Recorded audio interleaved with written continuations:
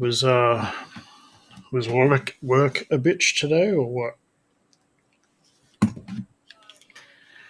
It's always a bitch, but yeah, I don't know. It got to like 2:30 and a storm was rolling in, so I'm like, I'm going home early. I'll do like half an hour at home, and then Yeah, that's it. I heard all this, like the thunder and stuff, and now it seems like it's all disappeared. I don't know. I haven't heard it for a Really? while. I don't know about you. Maybe it's just moved a bit. Yeah, maybe it's moved on. It was weird because it was heading um from the northeast. North. No, Come on. no. It was heading. It was it was heading northwest, so it was coming from the southeast, Yeah, which right. is very unusual. So, and then I just saw some photos of like, oh, they're not tornadoes, but it's over the water, like the Yeah, water spouts. yeah, fair enough. Yeah, over Redcliffe as well. So I think you got something happening there. But Yeah, well, I mean, yeah, like I said, didn't last there was long. some pretty big thunder for a while, but now it just seems to have disappeared. But we'll find out soon. And Yeah. on that note, let's get into the episode.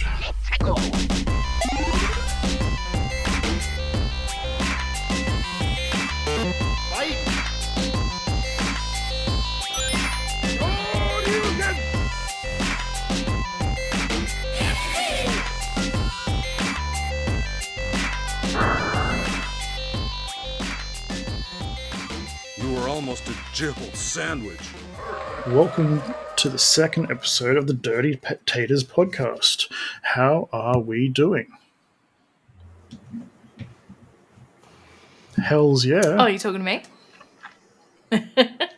I'm doing very well, thank you. Not too bad, not too bad at all. I think based on the last episode, we know exactly what I've been doing. But what have you been up to? What have you been up to? Yes. Gaming wise this week? So I have been playing a fair bit of Helldivers 2. Yes, that is the game of the moment, isn't it?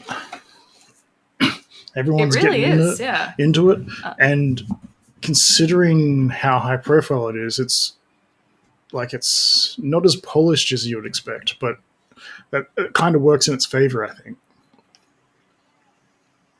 Yeah, I think, is it still in early development, or I think is it's it like a... I think it's technically full release, game? but it's definitely one of those games where they're just going to keep patching it because, you know, people will find bugs or like ways to break the game. It's...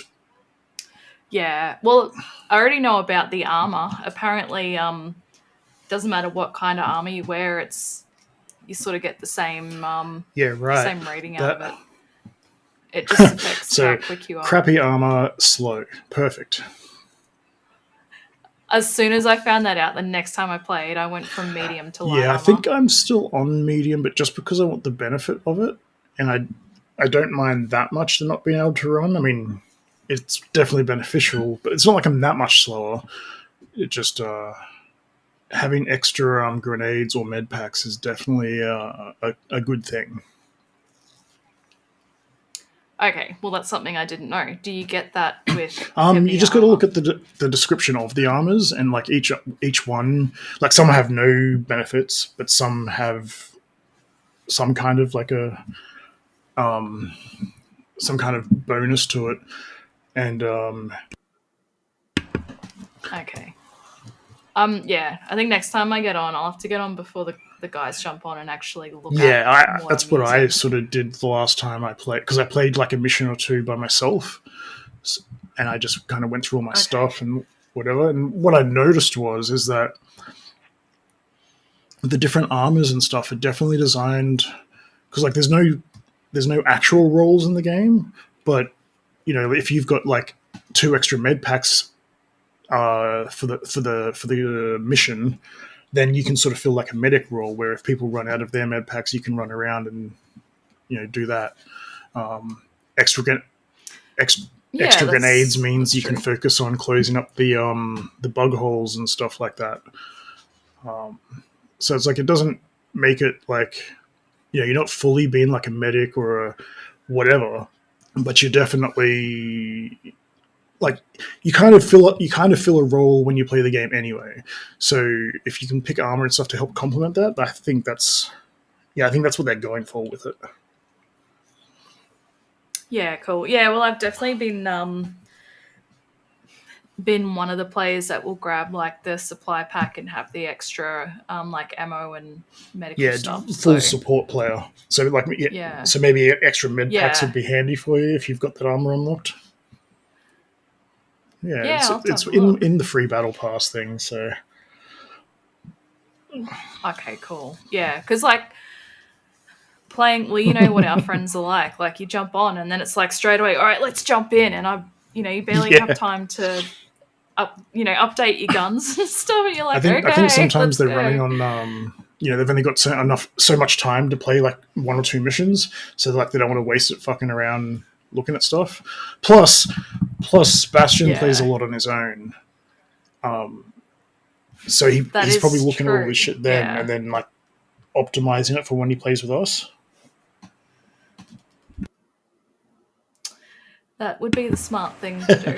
I've only jumped on twice, maybe 3 times on my own, and one of them was to unlock that extra 45 medals or whatever for the battle pass. Ah, cool. Yeah, that was really it helped me unlock a whole bunch of things.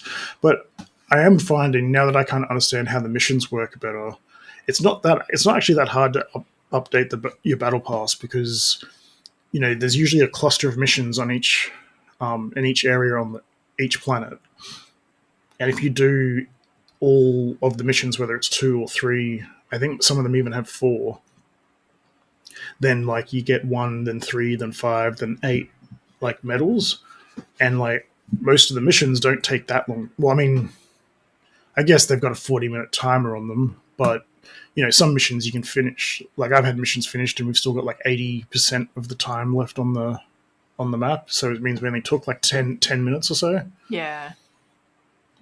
Yeah, true. Yeah, I guess too, like especially those 40-minute ones, it just depends on how much you want to stuff around and go find other outposts and take your time kind of thing. 100%. And I am having fun doing that. I hope at some point they offer some kind of mode that has less like time limits to it, and it's just kind of like, maybe it's one where you just kind of go around the map and you're scouting out for information for like future missions or something, and you have less lives, so there's more risk to it. So it's like you might only get to scout so much before you go, oh shit, we better evac because we're going to get fucked up in a second, or something like that. Yeah, if the developers are listening to this podcast that just started, please add that to your game. Yeah, I think definitely having more time to explore on some of them would be pretty great. I guess that's where the team play comes in, because like when we were playing with your friend the other day, he was just he was just off running around finding all the samples and stuff, and we were finishing off the missions for him. Yeah, that's true.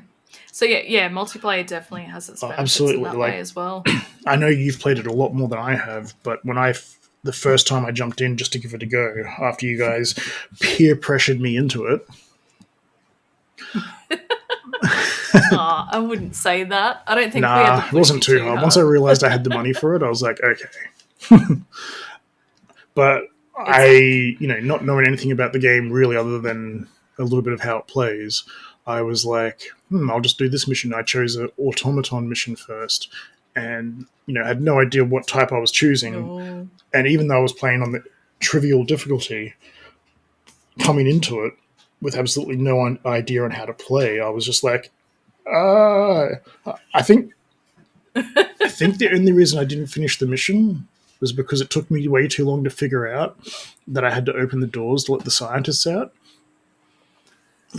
Yeah. I guess too, like the tutorial only teaches you so much. Yeah, absolutely. You gotta figure out. Which I like, but I was running around the level for like 20 minutes, 30 minutes, whatever, And would drop ships just constantly, and I was just like, "What the hell's going on? Where are these scientists?" And then, right as it was getting close to the end of the time, I figured out, you just go open these doors, because I was just waiting there, waiting for them to come out.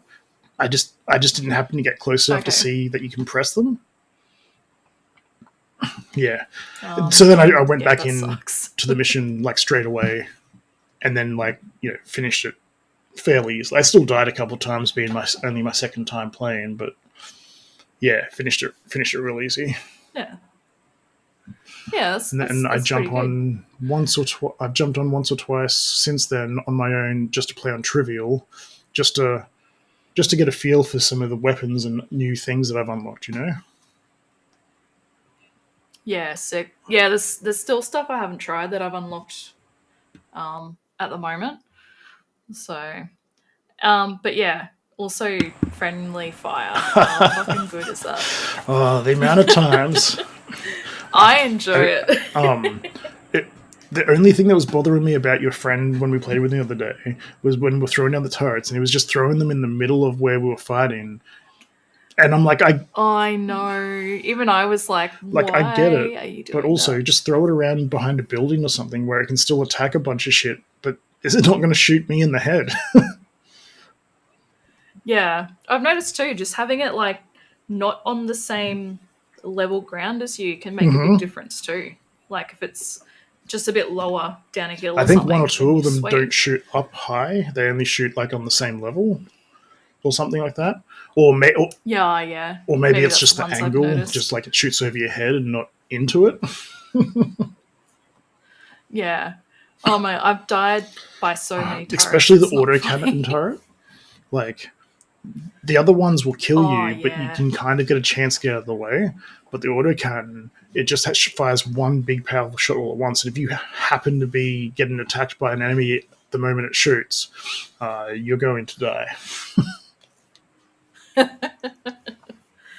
I've had a few stray orbital strikes killed. The game isn't as good at telling you where your teammates are as it maybe should be, or maybe our communication just isn't as good. But like often it'll be like, "Oh, we've got to kill these things." I'm like, "Sweet as," throwing out a thing, a mortar strike or whatever, orbital strike, and then they're like, "Oh wait, I'm still in here." I'm like, "Oh Jesus Christ."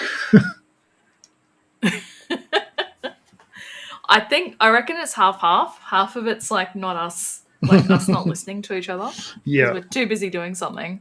And then the other half is like, probably should be making more points. The thing I'm hating the most about communications with people is just when people are like, "Hey, they're behind us." And it's like, which way are you facing? What's behind us? Like, I do that all the time. It just takes habit, but like, I'm trying to call things like, "Oh, coming from the west," or "I'm watching the north," or something, just because it's like, even if you're running away, if you're running to the south and things are behind you, you can be like, "Oh shit, they're coming from the north," like.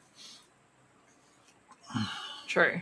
I guess like I'm usually panicking so much that I can't even look up, a millisecond up to the top of the screen to see. See, I probably get that from Valorant because I'm always checking my map just a little bit, just to see if because the amount of times I've found out where someone is just because they popped up on the map for a second, even though the person didn't actually see them, they were in the line of sight.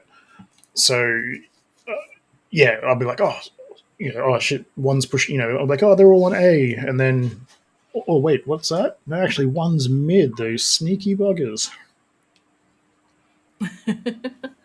I have actually noticed with Helldivers 2 as well. Like, it's not as unforgiving as Valorant with run and gun, but it definitely is similar in the way, you definitely shoot better. I've definitely noticed that as well, and I like the way they show the that your aim is bad. Like, instead of it being just like a little cross that goes in and out or whatever, like you can aim at whatever you want to be aiming at, but you won't hit the target until that little circle is in the same sort of area as your aiming reticle, as they say. I really like that. I definitely feel like it's helped improve. Yeah, that's why I always have my what do they call it? I don't know, they call it something. I really should know this. I play it so much, but that's why I always have mine turned on, because when I'm far into wild, I'll notice it, and I just have it dulled right down, so that it's not like doesn't stand out and distract me. But when I'm trying to like aim long distance with like the Vandal or something, I can see when my aim's reset, so I'm not like taking shots that are just worthless. I don't always notice it, like I'm not always paying attention, especially if you're in the middle of a big firefight, but it has, ever since I added it, it's helped me so much. And similar to the Helldivers thing, because you can actually see it, you're like, oh, like the amount of times I've stopped and actually crouched to start shooting because I want to be more accurate and stuff. Yeah, cool. It's definitely a very fun game, and I look forward to playing it more with you guys once I have had all my focus taken away, or my focus returned to me from the other game that I am playing in a lot of the moment. Yeah, so that's the absolutely new Final Fantasy, isn't it? And I'm a big Final Fantasy buff. Like, I love all the games, but I feel like I've cheated myself a bit, because I actually haven't finished Final Fantasy 16, barely even played it, but now I'm like so far into Rebirth. It's like, Final Fantasy 16 is a good game, but I don't know, I got sidetracked. I started playing it, got sidetracked, and my love for Final Fantasy 7 outshines all. I think I've heard you say that's probably your favorite. If not my favorite, very close to. Between the Legend of Zelda, the Ocarina of Time. At the moment, they're the only two games I can think of that I've played constantly and over again. I mean, Breath of the Wild and Tears of the Kingdom are definitely up there, but they just haven't had enough time in existence, you know what I mean? Well, Breath of the Wild kind of has, but yeah, it's hard to win a battle against a game that came out in 1998, Oh yeah, I guess too, like that's it with the whole time thing. You definitely get more of a nostalgic feel to a game after so many years, and then you keep going. And that's what's been so good about Final Fantasy VII Rebirth so far, is like, not only do I have that big nostalgia hit, because it's like, oh, it's the game I loved from all those years ago, which Final Fantasy VII, just for reference, was 1997, at least in Australia. I think it was 96 in Japan. Not only do you have that big nostalgia hit, but also because it's like new and updated with like modern gameplay, like you don't feel like you're playing an old game. And then what they've also done is they've taken the story, and instead of following it to the T, they're adding in little bits here and there, and they're like reordering the way some things happen, and that's cool. Like I'm not going to go into spoiler territory here, but there's a certain aspect of the game that doesn't normally happen in full until like the third disc, and they're already touching on it now, which would still be considered the first disc in terms of the old game. So very excited to see how it ends out. And I've just gotten to an area where I've decided that I'm going to go back and like do all the side missions and stuff in the previous areas. I would say, on a guess, because I don't know exactly how the story is going to go into, like, as in, order of things and blah, blah, blah. But if I base it off the original game, I'm probably about a third of the way through the game. I've been playing for about 20 or 30 hours.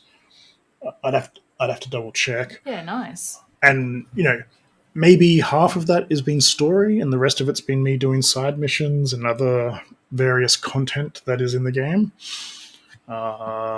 There's plenty of mini games. So far, they haven't been too challenging, but that's probably a good thing, because too challenging just wouldn't be fun with the amount that there's been so far. But there is a cool card game called Queen's Blood. Yeah, Ooh. it's hard to explain without you seeing it, but like you place cards, and when you place the cards, it allows you to place cards on new locations, and when you place certain cards in other locations, like you can, if you place a bunch of cards around one location, you can like level up that location, as it were, and place like higher level cards that might have better abilities and stuff. But like every card activates locations and powers a different way. So like one card might activate the spot above, below, left, and right, where another location might activate the spot left and above to the left, or vice versa, above to the right. I've got one that activates the spots in like this weird like diagonal pattern. Yeah, it's really hard to visualize when you don't have it in front of you to look at. Yeah, I was gonna say you lost me, but it sounds interesting. When you know what you're looking at, it just makes a lot of sense. But then when you don't, it just sounds like gobbledygook, because it's like, oh, locations above and activate other locations, and yeah. But it's fun, and the best part to like for someone like me who wants to win every match is you don't have to like finish the match, go back to the menu, go back in, and all that kind of stuff. If you realize you're losing, you can literally just hit restart. Oh, cool.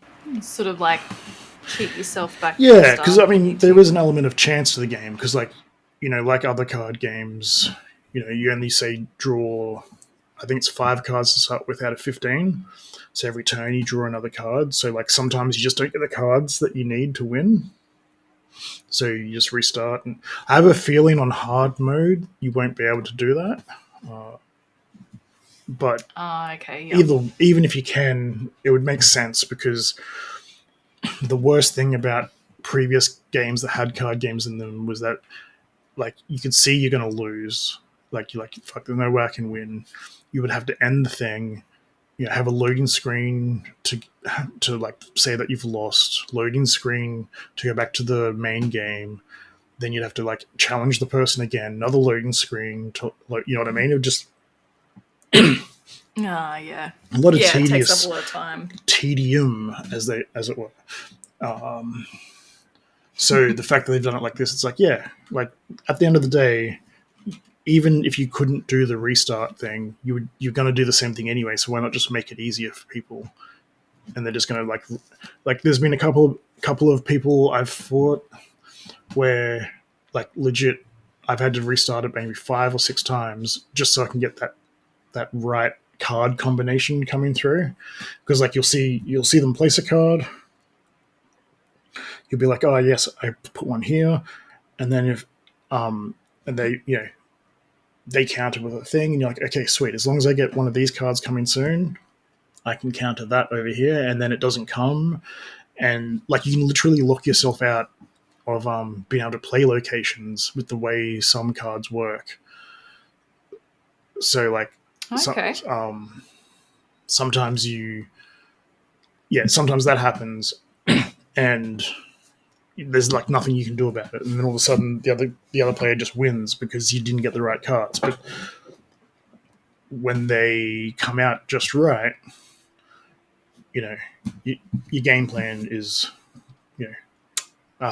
cool. Yeah. So I've got a couple of notes for me about it, but I'm not really going to go into it because we've kind of already covered it. The main thing is that it's improved. The battle system's improved from remake. So if you're a bit iffy on the battle system in the remake and weren't sure if you wanted to play the new one, it's much better. And I thought the remake system was good anyway, so the fact that they made it better is awesome. And remake was kind of like 80% like linear story, go where we tell you, and like 20% open world where they had a few sections where you could like run around and do some side quests, where this one's like the opposite. It's like 80% open world, and then only now and then you have to like stop and just do what the game tells you, because there are some games that are like Xenoblade Chronicles, where it's like you can be in the middle of a mission, like a story important mission, and just be like, I'm just going to fast travel back to the starting area and like do some side quests because I need to level up or something. And that's fine. And that's fine for a game like that. But in this game, if you're in the middle of like a really important story beat and then you're just like, I'm just going to go do a side mission right now, it just wouldn't make as much sense. So they've so there'll be sections here and there where you'll be locked into just following the linear path for a little bit. But one of the funniest things to me about the game, and this is coming from someone who absolutely loves the game and loves Final Fantasy in general, but Cloud, when he's not in a proper cutscene, is the most stilted character in the whole game. Like, it'll be like, hey, do you want to come and race the chocobos? And he'll be like, yes. Like, I don't know who was in charge of like the minor voice acting, like directing, but it's just so often like, yes, no, I don't think so. And it's like so monotone and like just the oh wow, is that what was he like? Well, in the original game there was no voice acting, so to a degree it fits his character, because he's like, for the first portion of the game he's very much like, I'm a lone wolf and whatever, and he's just like, I don't care about anything. But even the most like, I want to be a lone person still wouldn't really answer questions like that. Like, it's very clear. Like, I don't know if you remember older games, like maybe the first Resident Evil and stuff, where you can like hear where they've cut the lines. So it's like, hey, Jill, what are you doing? And then there'll be like a pause in between it. And she'll be like, I'm over here. Barry. Like, it sounds like that, but it's only for minor quests and stuff, and like random talking. In regular cutscenes and stuff, it's fine. But it's made me laugh a bunch of times, because they'll be like, "Hey, Cloud, how you going?" And he'll be like, there'll be that slight pause, and he's like, "Fine." Right. If I can ever be bothered, I'll do another playthrough, and I'll maybe try and do some kind of supercut of that would be cool. Not to compare them, just to see all the times where he's like, no, yes, no, fine, thank you, no. Yeah, that would be funny. One thing that's been pleasantly surprising for me, as we discussed last week. Sorry, I'm just writing in my book at the moment. I have been playing it almost exclusively on the PS Portal. Nice. I was a bit worried when I first bought it. I thought I might get buyer's remorse, because it is $300 for something that is essentially just a phone that you can play your PS5 on via remote play. But without, is that how big it's it bigger, is? Like, it's bigger than a phone. It's more like it's probably even bigger than the Switch, to be honest. Not a heaps bigger, but if I was to put them side by side, I'd probably see that it's a bit bigger. But like, there is no other function outside of it connecting to your PlayStation over the internet.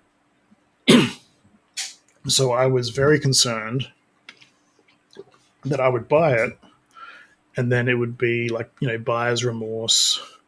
Like, I shouldn't have spent money on this. I could have bought something better. But I took it. I'm just pausing for a second.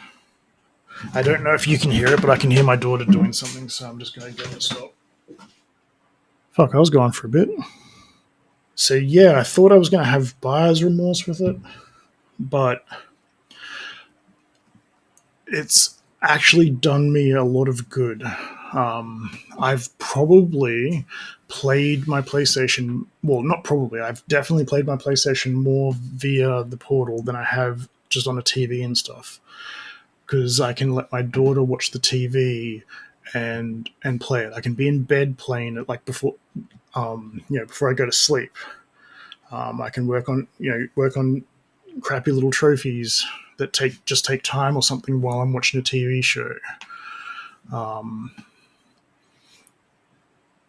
I thought that the fact that it has to connect over the internet was going to be a bit of an issue, but it turns out that as long as your internet connection is stable and decent, they recommend over 15 megabits a second. But I mean, you'd probably I'm connecting through something that's like 50 megabits a second, and I'm having no real issues at all with connection. That's pretty good. Like, if that's all you need, that's absolutely. That's easy And done, like, I reckon. I keep testing my my mobile internet when I'm out, just because one way I can obviously connect is through my hotspot on my phone, and often I'm getting speeds of over 100 megabits a second. So, I haven't had a chance to go out and test it yet. As in, just going down to a park and hotspotting or something like that. But I did get to go down to Melbourne and take it with me for a wedding. I didn't play it that much, but on one of the nights that I had some free time, I quickly just jumped on and played Power Wash Simulator, just to see how it goes. Because I was literally 2 states away, and I was like, not really having high hopes, but thinking it might be better than nothing. And I played it fine. It was like I was just playing it in my house, or as if I was playing it on the TV. There's maybe the slightest input lag.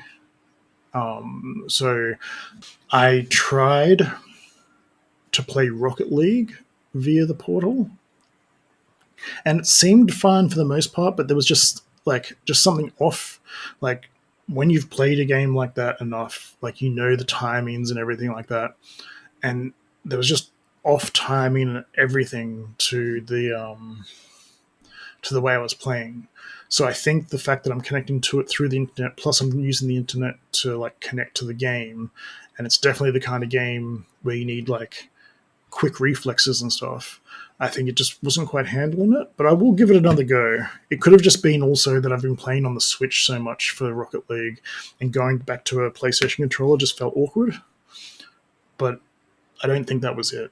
So I would say, if you were a big Street Fighter fan or something like that, probably wouldn't play it through the portal, because the input lag's probably just enough to throw you off. But I've been playing Helldivers 2 with you guys through the portal, and it's been fine. Okay.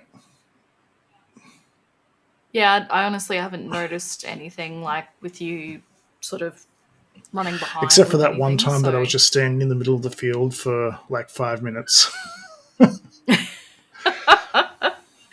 Yeah, we threw down a sentry and sort of ran around for a while.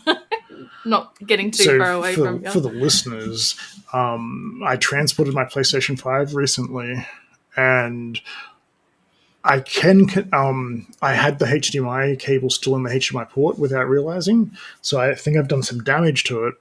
And I'm able to plug it into the TV and jiggle it to get it working, but I was trying to plug it into my computer through my capture card, and it took me 20 minutes or something, and I got it working. And then halfway through a mission, it just stopped working. I think maybe I hit it with my foot, or one of the cables with my foot or something. I don't know, but it was horrendous.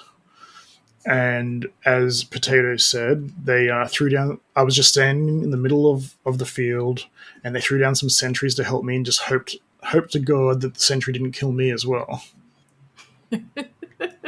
I wish I had been recording, because that or able to record, because that would have been hilarious. Democracy did prevail that way. That day. Gosh, what is wrong with my speaking at the moment? But yeah. Don't worry, I started before. Today, Junior. So I think it's probably safe to say that for the most part, our next weeks are probably sorted in terms of I can't see you playing much outside of Helldivers, and I can't see me playing much outside of Final Fantasy VII Rebirth and a bit of Helldivers here and there. Yeah, I think that's where most of our free time is going to be. And I think the only other game that I'm pretty close to finishing that I need to get back into is Baldur's Gate 3. For someone who's a huge Baldur's Gate fan, I have played so little of Baldur's Gate 3. I know. I really want to do, like, if we can get Bastion and Dozer back into it, it'd be nice to do a playthrough with all 100%. Of us at some point. I have a feeling Bastion might not play it just because he's already finished it. And you know what he's like, he just moves on to the next game pretty quick. But if we can get it, it'd be pretty sick. But even if we can't, just a playthrough for you and I would be fine. Yeah. Like I don't do this very often. I feel like being such a casual gamer, I struggle to even finish games half the time. Trust me, it's not just a casual gamer thing, and we can definitely talk about that another time in more depth. Yeah, cool. But I could see myself playing this game multiple times just because you're going to get something different every time. Unless you just play the exact same way, which I've fallen into that trap before. Yeah, well, apparently even doing that, you still won't get a lot of the same dialogue.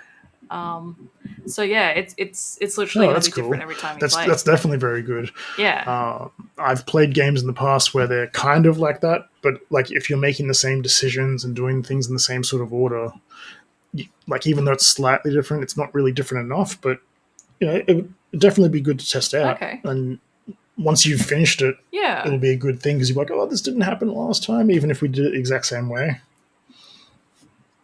Cool. Yeah, and I've already made mistakes in this game where I'm like, next time I want to do that differently. So I think the good thing about number 3 is the fact that there's much more allowances for making errors.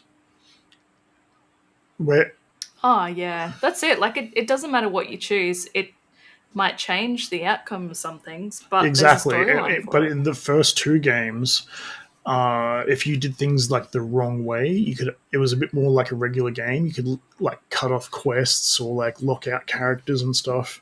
And I suppose you can still do that in number 3, but it's just more forgiving. Yeah. Where like, yeah, Baldur's Gate 1 and 2, as great as they are, just they're as like free roaming and open world as they are. You still have to complete like the story a very specific way.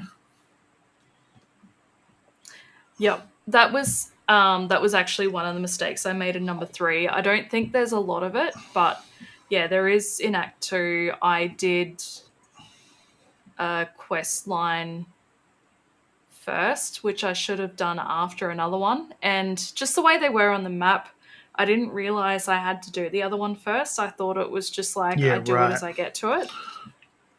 But doing this other one first actually cut the other one off. Yeah, but and then I lost the romance I was making with the character as well because of it, and I was like, no. So, but yeah, but other than that, usually it doesn't matter what you do. You know, you're still going to have a lot of the same storyline and a lot of the characters they definitely have made a lot more allowances for if you don't quite do things the right way, you can still progress somehow. Yeah, that's right. Man, you completely threw me off the thing I was going to bring up before. Oh, that's perfectly fine. I was like leading into something, and then you were talking about Baldur's Gate. I'm like, yes, I love Baldur's Gate. Yeah, I could talk about that all day, honestly. It is such a good game. I'm glad it won a bunch of Game of the Year awards last year. So what I was actually going to say is that because you know I can't see our gaming lives being much different over the next week. Like for me, normally, you know, I'm working on a couple of games at a time.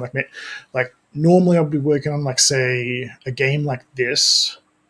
Where it's like Rebirth, where it's like big open world. It's going to take me a long time to finish, but I'd also have a game like Power Wash Simulator or Lego or something that I can like play in small chunks and just chip away at to get platinums and stuff.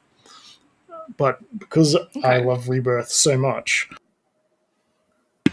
pretty much the only time I walk away from it is when you guys wrote me into playing Helldivers 2. Yeah, wow. Yeah, you must be really into it then if you're not changing on double. No, I'm not changing anything. And the point of me saying all that is that maybe next week we could talk a bit more about a movie that I know that you've been wanting to watch for a while. I don't know if you've gotten around to it yet, but maybe... If you're talking about Renfield, you did watch it? I did watch it. Excellent. I did. So we can keep Yeah, I that think for so. next week We're if you starting want. to get towards a decent length of a conversation here, but what we can do is we can bring up our mutual love of almost everything and anything Nicolas Cage, which is why Renfield even came up in the first place. I believe you haven't seen The Unbearable Weight of Massive Talent yet either. You have seen it now? Seen thank God. Actually, I did. It was so good. Oh man. And just having Nick Cage play himself, like, probably, I'm guessing it would have been quite loosely, but at the same time, it's like I could see Nick Cage being like that. I think it's like loosely, but also accurately loosely, if that makes sense. Yeah, definitely. I remember reading an article when the movie was coming out saying, like, basically he wanted to, not play a character in this movie and just, like, be more true to himself as a person. But obviously there's going to be parts that are, like, definitely fictionalized and stuff. Like for example, random Nicolas Cage fact, the way that he talks in movies and stuff is not even actually his real accent. He when he was a young actor, I think there's like 1 or 2 movies of him when he was, still like an unknown, of him talking in his normal accent, and he realized, or he got advice or something from like that from someone, or he figured it out that to really stand out as an actor, you kind of had to have like a unique voice. He has such a signature voice too, like the way he does it now, or like over the, most of his career. You can't mistake absolutely, that voice and for anyone he else. credits a lot of his success to that, because he didn't have a generic voice, and he had a voice that stood out, and people would like hear it and be like, "Oh, hey, yeah, that's that guy."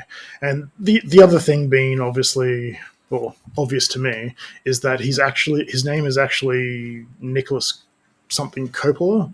He's actually Francis Ford Coppola's nephew, so he changed his name because he didn't want to be riding off his like uncle's coattails. Francis Ford Coppola, I believe, does the Godfather movies and things like that. Oh wow! I was going to say I'm not familiar with that name, but yeah, you'd know the name, like you'd know the person once you started to hear all the movies he's done. My mind has gone blank on it, and I apologize to anyone if he didn't do the Godfather movies, or at least the first 2. But I'm pretty sure it was Godfather. I think he did that gangster movie recently that went for like 4 hours that everyone made. Like, it was a good movie, but everyone made fun of the length of the time. There's that famous joke where he's like, the movie was so long that by the time it finished, Leonardo DiCaprio's date was too old for him. And it's killing me that I can't think of the name. Is that the name with Leo I don't know DiCaprio if he's in it. He might be, but it's real recent, like maybe 2020 or something like that. Oh, okay. Yeah, it's not The Departed. That was that was Martin Scorsese, I'm pretty sure. Actually. Okay. Either way, it's going to kill me, and I'm sure as soon as I get off here, I'm going to look it up. But yeah, he's done a lot of famous movies over the years. He also did. Oh man, why of all times is my mind blanking now? I was going to say, usually a fountain of weird knowledge. I was just looking at things about it the other day. It's a war movie. It's got Marlon Brando. If anyone listens to it I'm sure they'll, if there's a way to comment about it, I'm sure they'll get straight into it and tell me the name of the movie. Even though I'll think of it as soon as we get off the air, I'm sure. So Marlon who's in it? Marlon Brando. Martin Sheen. No, but it's like similar era. Yeah, okay. I feel like I know what it is too, but I can't think of it either. You know what? Sorry for any typing noises. I'm going to look it up now because it's going to kill me that I can't think of it. I don't know why I did that. That's all right. Apocalypse Now. And yes, he did. Okay. He directed The Godfather Part 1, and he may have directed number 2. God damn it. I'm just looking up his directing credits now. Yes, he directed number 2, but he didn't direct number 3. I'm pretty sure his daughter directed the third one. Oh, no, he did direct it. Oh, no, that's right. My apologies. Oh, cool. His daughter was in the third movie, and people hate her for it. She's just like she's not a great actor. She's a good director. She's directed Sofia Coppola, her name is. She's directed some decent movies, which again eluded me. So while I'm doing this, I'm going to look it up. Okay. There's definitely going to be things that you've heard of. She directed Lost in Translation. I don't. You may not have seen it, but you definitely know it. Yeah, it did I've really heard of well. Is that an Adam Sandler movie? I know the one you're thinking of, but it's not that one. That's called okay. Punch Drunk Love. She directed a movie called The Virgin Suicides. Heard of that, but haven't seen the recent movie Priscilla, like literally last year, a movie called The Bug. Like she's directed a few things, and they are generally okay to good quality. But as an actress rather, she was very average, and she replaced like a good actress, like Winona Ryder or something like that. Like that, they had to drop out or something. Yeah, right. And people hate her for it to this day.